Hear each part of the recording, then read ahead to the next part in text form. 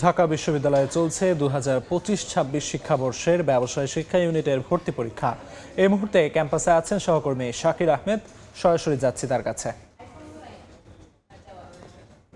ঢাকা বিশ্ববিদ্যালয়ের 2025-26 শিক্ষাবর্ষের স্নাতকের যে ভর্তি পরীক্ষা অর্থাৎ আন্ডার গ্র্যাজুয়েট প্রোগ্রামে ভর্তি পরীক্ষার বাণিজ্য অনুষদের অধীনে আজকে এই ভর্তি পরীক্ষাটি অনুষ্ঠিত হচ্ছে।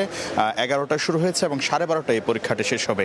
ঢাকা বিশ্ববিদ্যালয়ের বাণিজ্য অনুষদের যে বিভাগগুলো রয়েছে সেই বিভাগগুলোতে যারা ভর্তি হবেন তারা কিন্তু এই পরীক্ষার মাধ্যমে নির্বাচিত হবেন। আর এই অনুষদে অর্থাৎ ব্যবসায় শিক্ষা অনুষদে কিন্তু 1050টি আসন রয়েছে, যেখানে শিক্ষার্থী প্রতিদ্বন্দ্বিতা করছেন 34,000-এরও বেশি শিক্ষার্থী। সেই হিসাবে প্রতিটি আসনের বিপরীতে প্রায় 33 জন করে পরীক্ষার্থী কিন্তু লড়ছেন, অর্থাৎ পরীক্ষায় অবতীর্ণ হয়েছেন। আর সব মিলে এটি একটি তীব্র প্রতিদ্বন্দ্বিতামূলক পরীক্ষা।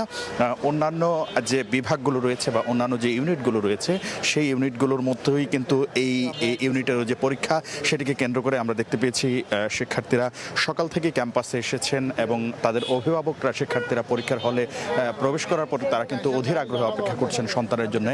12:30 নাগাদ এই পরীক্ষাটি শেষ হবে। পাশাপাশি যেটি বলছিলাম যে 1050টি আসনের বিপরীতে 34,000 শিক্ষার্থী কিন্তু আজকের এই পরীক্ষায় অবতীর্ণ হয়েছেন।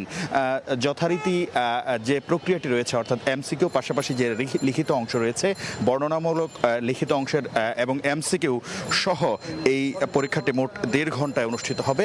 12:30 নাগাদ পরীক্ষাটি শেষ হবে। শিক্ষার্থীরা হয়তো পরীক্ষা দিয়ে যখন বের হবেন তখন তাদের প্রতিক্রিয়ার মাধ্যমে আসলে পরীক্ষার প্রশ্ন কেমন ছিল পাশাপাশি আনুষঙ্গিক যে বিষয়গুলো সেগুলো জানতে পারবো।